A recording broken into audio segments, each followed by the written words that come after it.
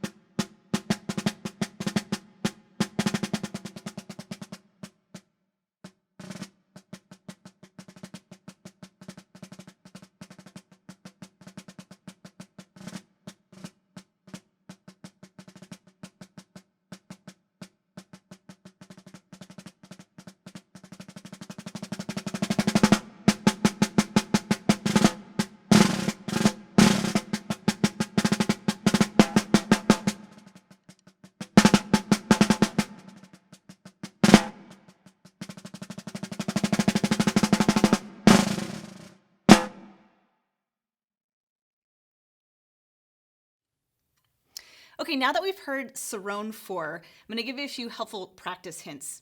One of the first things I do when approaching a snare drum piece is deciding how I'm going to treat the rolls.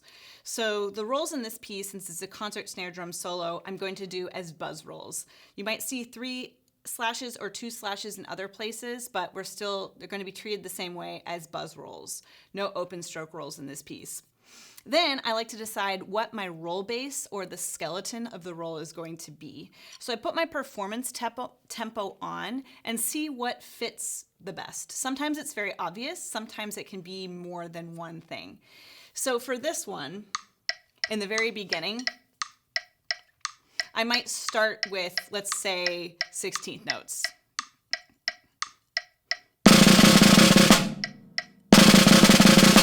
Sounds a little bit too open, right? So instead, I might bump that up to 6 tuplets. That feels pretty good. It's a little fast, but the dynamic is also fortissimo, so it actually fills in the roll really nicely. Let's try it in context. Yeah, that feels really good. So I'm decided that I'm going to go with a triplet bass or a 6 tuplet bass for this actually works for all the rolls in the first half. Towards the bottom, I can apply the same strategy, and what I've decided on is to do 30-second notes. It's still at fortissimo, and we have a little bit more space there, and it's the duple field just works really nicely. So the third to last line, that bar where we have that, it sounds like this. It fits in there. It's quick, but it fits. So I like that for the roll basses.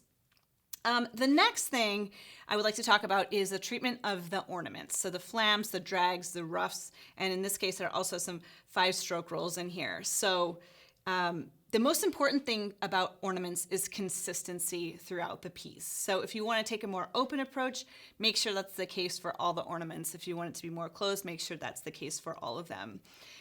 For this piece, I like them to be a little bit more closed, but so that we can still hear each individual stroke.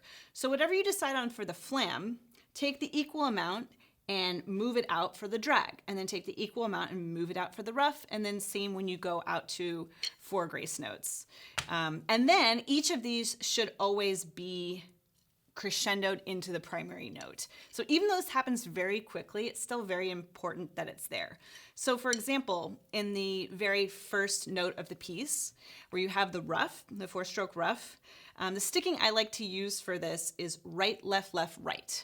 The other option is left, right, an alternating approach. That's totally fine too. I like to do my ruffs with right, left, left, right because the consistency coming from the drag. So in slow motion, it sounds like this. You hear the crescendo in there, and quickly it sounds like this. A really good exercise for working on these, you could do this with any of your ornaments, is playing at halftime and then playing it in real time. So like this.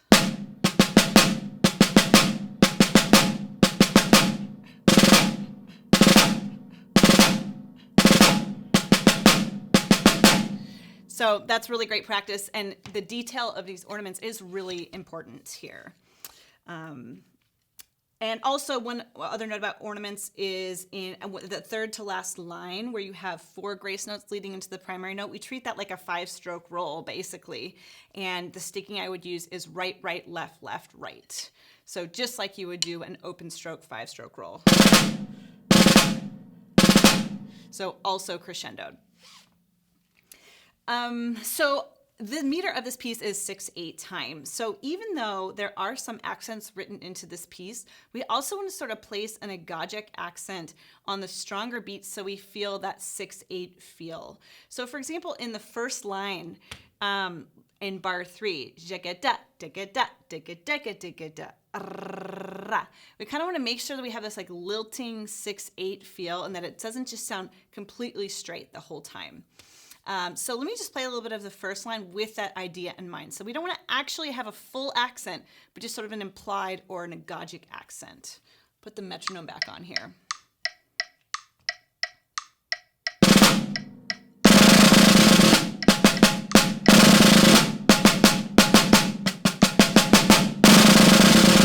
Right? So we kind of want to make sure we always kind of feel that lilting feel. The dynamics are written in, there are a lot of dynamics in this piece, and there's a lot of contrast within those dynamics. So you see a lot of fortissimos going to pianissimos and vice versa. And we see this most frequently in the very last part of the piece, like the second to last line. And one trick here, and just something important to practice, is getting in between these dynamics. So if we're playing fortissimo here and our sticks are rebounding back up, but we need to get down to pianissimo, we don't want to rebound and then have to get all the way down to pianissimo. So it's very important in slow motion to make sure you have a downstroke on the last notes before the pianissimo. So the second to last line of the piece in slow motion would look like this. Oops. Right?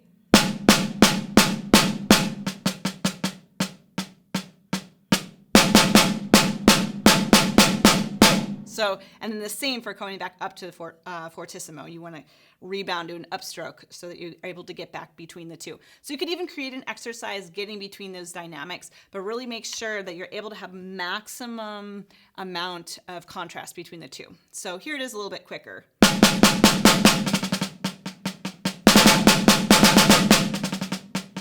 Right? So good luck with that. That's a really tricky thing, but a way that you can really be very musical and showcase your range of dynamics on the snare drum through this piece. Finally, a really helpful way that I practice this piece, and a lot of pieces in general, is of course with the metronome, but with subdivision. So you're in 6/8 here. I'll put the metronome on 6/8, and rather just hearing the strong beat, I'm also hearing the subdivision. So especially in the beginning where you're not playing every beat, it's very helpful to hear the subdivision to make sure you're really, really, really in time. Then as you get more and more comfortable with this, the next step would be to take off that subdivision and fill it in. And you might find that you either rush or drag. I think in this piece you're going to tend to rush in the very beginning, but you're forced to kind of keep the subdivision in your head.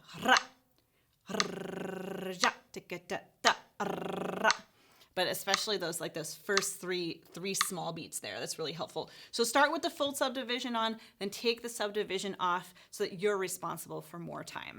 So that would be a really helpful way to make sure that your timing is very accurate. If you get started too quickly in this one, if you take it above 58, all the 30-second note stuff at pianissimo is going to be very difficult to play at a quicker tempo. So really make sure that you take your time and that you're true to the andante grandioso that's written in the music.